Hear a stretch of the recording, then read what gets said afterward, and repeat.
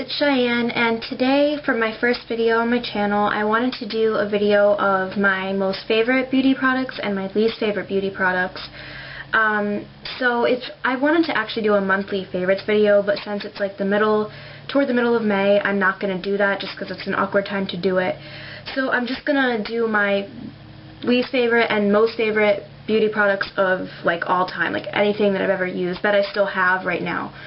And then at the end, because I really like how people during like monthly favorites videos, they share music that they like, so I'm just going to share some recent music that I really have been loving. So to start off, I think that I'm going to do my favorites just because I like to start off positively. The first thing that I have, which is amazing, it's the Urban Decay De-Slick Extra Large Oil Control Makeup Setting Spray. And they actually sell this in different sizes. They have a travel size, they have a regular size, and then they have this extra large size. And I went through a regular sized bottle of this, and it runs at $29. And I ran out of that, and it was around Christmas when I ran out of it. And I needed a new bottle. And I went on Urban Decay's website to order a new one, and I noticed that they had a sale on the extra large size, which is bigger than the other size that I had. And it was $18, so I got this, and it's probably to right about here right now. I went through it so quick since Christmas. And I use this every single day, and it's really good for oily skin. I have extremely oily skin, and it feels like, it's like disgusting. If I don't wear anything on my face that's oil controlling by the end of the day, my makeup's sliding off, it feels like someone smashed a pizza into my face. This really, really helps with that. It doesn't completely mattify my face all day, but it keeps it matte for quite a while. I'd say about 3 or 4 hours.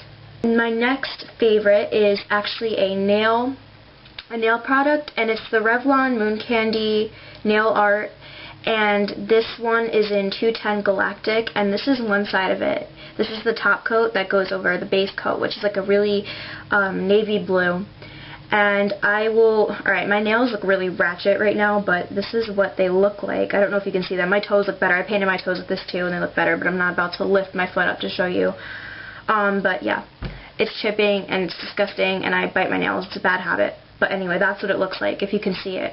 It doesn't really chip that easy. I was just picking at my nails. It doesn't chip that easy. It goes on really nicely. Like I find with the brush, like sometimes with brushes, certain nail brushes, like it'll clump up or it'll just go everywhere, but that one has it's just a really nice brush. I don't really know how to describe it, but it's really probably one of the best nail polishes I've ever used.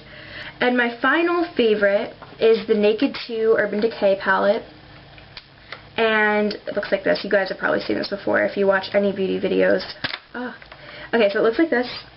And it has 1, 2, 3, 4, 5, 6, 7, 8, 9, 10, 11, 12 different shades, all of which I love. I use every single one of them, some more than others. But I use those shades in there. And I love the colors on it. I use it every single day. I'm wearing some of the eyeshadow right now. I'm wearing the shades Booty Call and Tease and Snakebite. And I use it every single day. I love wearing I love using neutral eye colors on my eyes. I just feel like I have blue eyes, so I feel like browns make blue eyes stand out. So I use that like all the time, and then I just wear like black eyeliner with it. And I never have problems. I use a primer, but I never had problems before I even used a primer with like creasing with the eyeshadows out of here. They have good pigments, and the ones in here, like, they're not all just matte colors, and they're not all just shimmery colors. It's like a mix, so it's really nice, like, if you want to wear shimmery one day and, like, matte the next. And they blend out really good. I don't have any problems at all with it. I love this palette so much, and it even comes with a brush, which is actually a really good brush. I use it sometimes with that palette. So for my non-favorites, the things that I really, really hate, that I've had for quite a while now, I will share with you.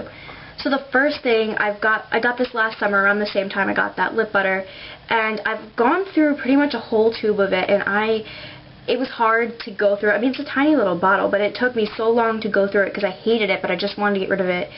And it's the CoverGirl Nature Luxe Foundation in the shade 305. I think that's the lightest shade that they sell because I'm extremely pale. I always wear the lightest shade, and sometimes even the lightest shade is too dark. So, you know, this one, it's too pink on my skin. Like, it has pink undertones in it, and you can clearly see it when it's on my face, and it looks so bad compared to the rest of me. Hate this. And not only that, not only does the skin tone not match, it's extremely oily and greasy, which is not good for oily skin. If you have oily skin, don't waste your money on this. It's fairly cheap, but don't even bother. There are so many other better foundations for oily skin than this. This is probably the worst foundation I've had for oily skin. And it just melts right off, and it'll come off, and it just looks terrible if you have oily skin. I don't know how this works for people with like normal skin or dry skin, but for oily skin, for me, it was terrible, and the color was terrible, and it's too thin. It doesn't have good coverage, which is typical of drugstore foundations. My foundation that I use now is a full coverage one from Sephora, from Makeup Forever, but this is the worst drugstore foundation that I've ever had, definitely. And the next thing, and this has tape all over it, it's the Palladio Rice Powder in Translucent. And you can get this at Sally Beauty Supply. It's not like in Target or anything. But the reason there's tape on it is because I brought it with me down to a trip to Williamsburg, Virginia recently with my chorus that I sing in. And I put it in my suitcase, and this does not snap. This lid does not snap, so I hate the packaging. I had to literally tape it down to keep it from falling everywhere, all over my luggage, and I can't even get it on tape. I taped it so much. But this, I've used it before, and it's supposed to be translucent, but if you look, I don't know if you can see it, like inside of there, it's still a skin-toned color powder, and I was like, alright, well maybe it's so light that it'll look translucent on all skin tones, like maybe it'll be good enough for me, because it's not going to be too dark if it's supposedly translucent. It was not. It made my skin look orange. It was like totally orange. I was told that I looked like Snooki that day, and it was bad. I will never again wear that powder, and I wore it like a couple times, and it just was bad. I hated it, and I'm not going to wear it again. It was only like $3 I think from Sally's, but I thought that it would be good because I used to use the Urban Decay rice powder, powder from Sephora, and I thought, oh, rice powder would be the same thing. No, it's terrible, and even the matteness, like for oily skin, unlike the Urban Decay powder, it doesn't keep your face matte. I don't know what it is. I don't know what's in the Urban Decay rice powder that isn't in this rice powder, but the Urban Decay works so much better. That is it for my favorites and non-favorites, like of my beauty products that I have. So I'm just getting into my iPod right now. I wanted to share with you guys a couple, I know this is a long video, but I wanted to share a couple of my really most favorite songs lately, because some of my favorite bands have been coming out with like new singles for their new albums, so I love it. And I am not the kind of, I love all kinds of different music. I'm not into just one genre. Like, I know that, like, if you look at me, you'd probably think, oh, she likes pop, or oh, she likes mainstream music. That's not really the case with me. I tend to lean more toward, like, I guess you could call them emo bands, or like just really like heavy metal, and then I also listen to some like old style metal. So some of the new things on my iPod that I got recently that I really am in love with is, let's see, okay, there is a new song, oh, I don't want it to play. There's a new song by Falling in Reverse. It just came out May 7th, and I love Falling in Reverse. I love Ronnie Radke. He is the coolest guy I've ever heard of. I haven't met him, unfortunately.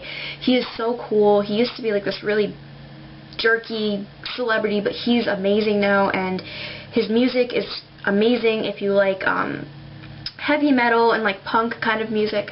So this song, I don't know if you can see my screen or not, it's called Alone by Falling in Reverse, and I think the new album is called Fashionably Late, and this is their new single, and I've been listening to the song non-stop since May 7th. And I haven't gotten tired of it. He switched, he used to really sing like a lot of punk, and he used to scream a lot in his songs, and he still does that, but also in the song he incorporated rap into there, which I thought was really cool. I'm not a rap fan, but he's really good. I love everything he does. I love him as a person, and I love his music. So that's one of them. And let's see, God is Dead is a new single. Black Sabbath is finally coming out with a new album. The band got back together, except for Tony Iommi, I think. That was the one, or was it Bill Ward? I think it was Tony Iommi that decided he wasn't going to get back together, can't talk today, he wasn't going to get back together with the band to make a new album and to go on a new tour, but everybody else decided that they were going to, so they went on without him and got a new drummer, and they're coming out with a new album, and their first single off of this album is God Is Dead, and it's just like the album cover. I don't know if you can see it. It is such a good song. It's like a long song. It's 8 minutes. It's not 8 minutes. This is in the Chinese order. 8 minutes and 51 seconds. So it's really long, but I love the song. The sound of it is just like their old sound that they had back in like the 60s and the 70s. It's amazing. So I love the song to death. And I've been listening to that nonstop. And this is my last song. I was actually going to give you a couple other ones that I really like, but I know this video is running really long. My last, this is more of a band as a whole. In 7th grade, I used to like Never Shout Never, because that was like the thing. Like everyone used to like Never Shout Never.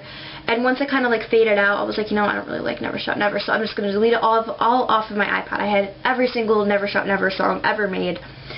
And I stopped listening to them for a while, and I am a huge fan of this band called Black Veil Brides, and I was watching like a bunch of interviews with Black Veil Brides, and one of the interviewers' names was Brian Stars, and I started watching a bunch of his other interviews, and he interviewed Never Shout Never, and the lead singer is Christopher Drew, and he was interviewing Christopher Drew and his band, and Christopher Drew was extremely mean to him. You can go on Brian Starr's YouTube channel. He has a channel. I'll link it down below. And he had an interview with them, and Christopher Drew was a complete word that I'm not going to say because I don't want to use it on my channel, but a really nasty person to Brian Starrs, and I could not even believe that he would be so nasty to somebody who's taking their time to interview them. So I was like, you know what, I'm never listening to Never Shout Never again. And I was like, never again. I hate Christopher Drew. I hate his music just because he's such a bad person. I'm not going to listen to him ever again. And I deleted every last Never Shout Never song on my iPod, and I swore that I would never listen to them again. And unfortunately, I was listening to Pandora, and I wasn't paying attention to what artist is playing, and I heard this song. I'm like, oh my god, this song is so good.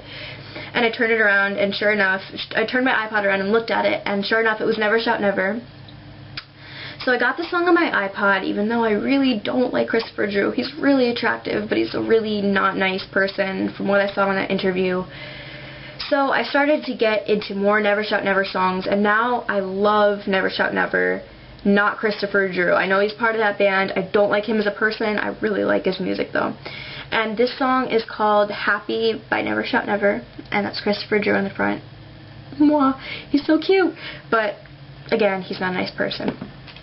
So that is it for my non-favorites, favorites, and my favorite music. I really wanted to share that with you guys. I love those portions of the favorites videos that people make, so I kind of wanted to incorporate that in there. So that is the end of my video, like I said. And I know this video was kind of awkward, and it had, you know, the whole issue with my sister knocking down a shelf, and it was kind of awkward, and I probably said a lot, but I'm going to work on that, and I'm going to try to get better at filming. So subscribe, please, please, please subscribe. I need subscribers. And keep watching the videos that I'm going to be posting, hopefully soon. I'm going to try to keep a routine with it.